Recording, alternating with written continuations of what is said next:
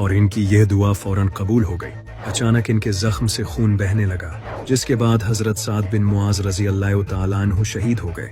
इसके बाद सहाबा ने इनकी कब्र खोदना शुरू की, लेकिन अभी इन्हें दफन भी नहीं किया गया था कि इनकी कब्र से खुशबू आने लगी। आप सल्लल्लाहु अलैहि वसल्लम ने फरमाया, साद को देखने के लिए 70,000 फरिश्ते आए हैं और साद की मौत से अल्लाह का अर्श लर्ज उठा है। जरा सोचो, एक सहाबी की मौत से अल्लाह का अर्श हिल चुका है, वो अर्श जिससे पूरे यूनिवर्स का बैलेंस कायम है। कैन यू इमेजिन उस सहाबी का रुतबा क्या होगा। लेकिन अब सोचो, अगर हजरत साद बिन मुआज की वफात पर यह सब हुआ था, तो वो इंसान जिसे नबी सल्लल्लाहु अलैहि वसल्लम ने फरमाया, ये मुझसे है और मैं इससे हूँ, जिससे आप सल्लल्लाहु अलैहि वसल्लम सबसे ज्यादा मोहब्बत करते थे, जिससे अल्लाह भी मोहब्बत करता था, इसकी मौत पर क्या हुआ होगा आप इमेजिन भी नहीं कर सकते। लेकिन आखिर वो इंसान कौन था? इमाम अली अलैहिस्सलाम। 661 ईस्वी, जब इमाम अली अलैहिस्सलाम के खुतबे बदलने लगे, वो अपने खुतबों में लोगों को आने वाले वक्त से वार्न करने लगे। इनके खुतबे सुनकर ऐसा लगने लगा जैसे ये इनके आखिरी खुतबे हों। इमाम अली अलैहिस्सलाम फरमाने लगे, ऐ लोगो, मुझसे पूछ लो जो तुम पूछना चाहते हो, इससे पहले कि तुम मुझे खो दो। अल्लाह की कसम, मैं पास्ट और फ्यूचर दोनों का इल्म रखता हूँ। मैं जमीन से ज्यादा आसमानों के रास्ते जानता हूँ। तुम लोगों ने मेरे इल्म की कदर नहीं की। मेरे सीने में ऐसा इल्म छुपा है कि अगर मैं तुम पर जाहिर कर दूं तो तुम सब कांप उठोगे। काश के इस इल्म को संभालने वाला कोई मिल जाता। लोग ये खुतबे सुनकर परेशान होने लगे कि आखिर इमाम अली अलैहिस्सलाम अचानक ऐसी बातें क्यों करने लगे हैं। लेकिन फिर 19 रमजान की रात इमाम अली अलैहिस्सलाम फज्र की नमाज के लिए उठे और फरमाने लगे, यही वो रात है जिसका नबी सल्लल्लाहु अलैहि वसल्लम ने मुझसे वादा किया था। इसके बाद इमाम अली अलैहिस्सलाम अपने घर से मस्जिद की तरफ रवाना हुए।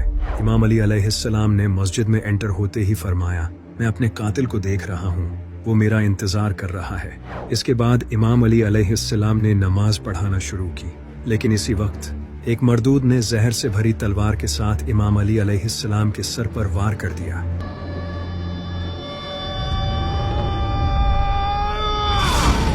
इमाम अली अलैहिस्सलाम ने फरमाया, फुज़्तु व रब्बिल काबा, रब्बे काबा की कसम, अली कामयाब हो गया। लोगों ने इब्ने मुलजिम को पकड़ लिया और इमाम हसन अलैहिस्सलाम अपने वालिद को ले गए और इनका इलाज करने लगे। तभी इब्ने मुलजिम को इमाम अली अलैहिस्सलाम के सामने लाया गया और इमाम अली अलैहिस्सलाम के लिए शरबत लाया गया। इमाम अली अलैहिस्सलाम ने फरमाया, इस शरबत की मुझसे ज्यादा मेरे कातिल को जरूरत है, इसे ये शरबत पिला दो। और साथ ये भी फरमाया, मेरे जाने के बाद इसके साथ जुल्म मत करना, इस पर सिर्फ एक ही वार करना।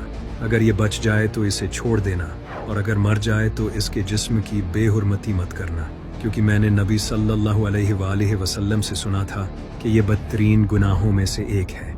इस सब के एक दिन बाद 21 रमजान को इमाम अली की वफात हो गई। इमाम अली अलैहिस्सलाम की वफात के बाद कूफे में एक खतरनाक तूफान आया।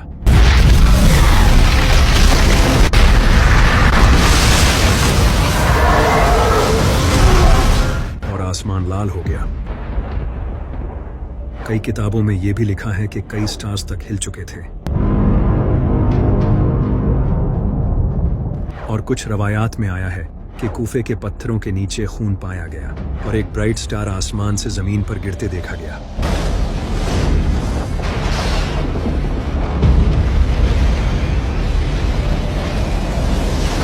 जिसका जिक्र कई हिस्टोरिकल बुक्स में मिलता है।